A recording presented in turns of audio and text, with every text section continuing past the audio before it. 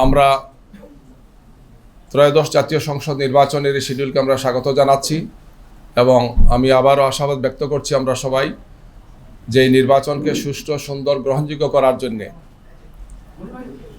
নির্বাচন কমিশনের উপর যে দায়িত্ব, সেই দায়িত্ব পালনে তারা সর্বোচ্চ দায়িত্বশীলতার ভূমিকা তারা পালন করবেন।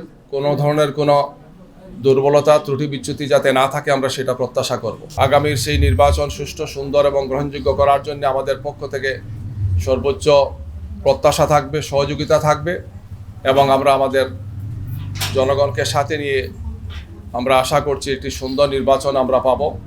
জাতি একটি উৎসবমুখর পরিবেশে এই নির্বাচন অনুষ্ঠানের মাধ্যমে একটি সুন্দর সুষ্ঠু ধারায় জাতি এগিয়ে যাবে এবং বাংলাদেশ 2024-এর 5 আগস্টের যে ছাত্র জনতার অভূতপূর্ব গণ অভ্যুত্থান হয়েছে, সেই অভ্যুত্থানের প্রত্যাশা পূরণ হবে ইনশাআল্লাহ।